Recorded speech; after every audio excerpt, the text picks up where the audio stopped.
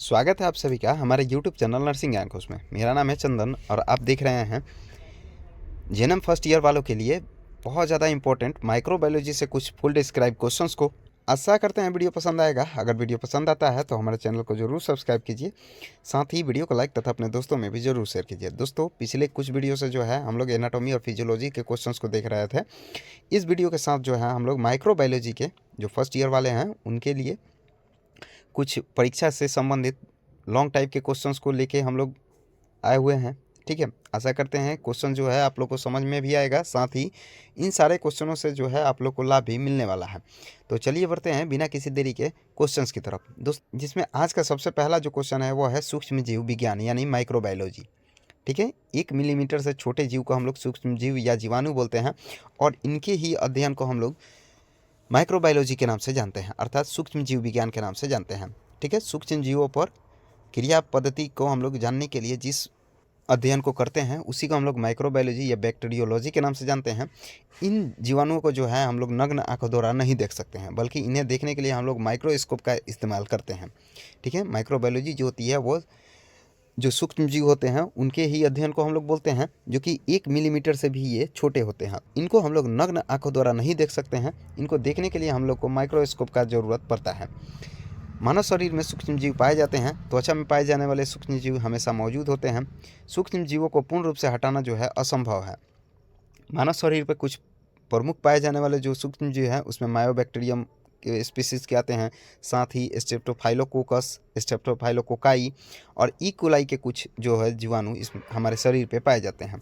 ये जो जीवाणु होते हैं उनके अणु केवल एक कोशिकीय होते हैं, अर्थात ये जो होते हैं वो सूक्ष्माणु होते हैं।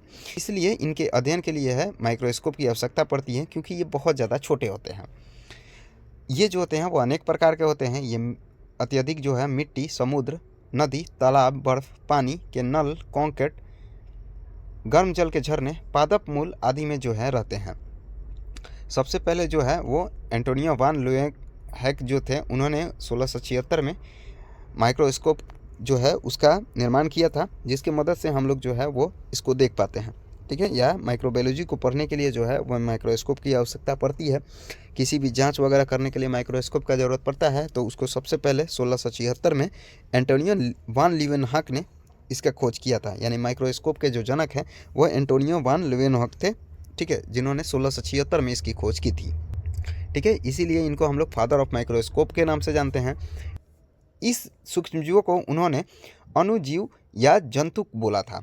ठीक है, यानी एनिमल कूल्स। ठीक है, जो सूक्ष्मजीव होते हैं उसको एंटोनियो वान ल्यूवेनहॉक ने, ठीक है, माइक्रोस्कोप की मदद से सबसे पहले देखा था और इसीलिए इनको फादर ऑफ माइक्रोस्कोप बोला जाता है। और इन्होंने ही जो है उनका नाम अणुजीव या जंतुक रखा था, यानी एनिमल कूलस। अब हम लोग कुछ जो हैं वो माइक्रोबायोलॉजी में कुछ प्रमुख व्यक्तियों को देखने वाले हैं, जिनका योगदान जो है माइक्रोबायोलॉजी के क्षेत्र में बहुत ज़्यादा प्रमुख है। जिसमें पहला नाम आता है एंटोनियो ल्यूवेनहॉक का और दूसरा जो है वो होता है लुई पास्चर का। ठीक है, एंटोनियो ल्यूवेनहॉक को जो है हम लोग कुछ डिस्क्राइब करेंगे, ठीक है, आगे इस वीडियो में ही। अब हम लोग देखेंगे लुई पास्चर को, जो कि 1822 में इनका जन्म हुआ था और 1951 में जो है इनका निधन हुआ था। ये एक फ्रांस के रसायन शास्त्री थे। इनको हम लोग आधुनिक सूक्ष्म जीव विज्ञान के जनक के रूप में जानते हैं। ठीक है, लुई पास्चर को हम लोग आधुनिक सूक्ष्म जीव विज्ञान के जनक बोलते हैं। इन्होंने शराब के खमीरन पर कार्य किया और यह सिद्ध किया कि शराब में जो खमीरन जीवाणुओं के द्वारा उत्पन्न होते हैं, इन्होंने प्रयोगशाला में प्रयुक्त होने वाले उपकरणों के निर्जलीकरण यानी स्टेरिलाइजेशन पर जोर दिया तथा तरलों को निर्जीवाणुकृत करने के लिए पास्चुराइजेशन, जो हम लोग दूध गर्म करते हैं ना उसको हम लोग पास्चुराइजेशन बोलते हैं, उस पद्धति से इन्होंने बहुत सारे जो हैं वो प्रयोग करके और हम लोग को जो है वो जोर दिया स्टेरिलाइजेशन पे।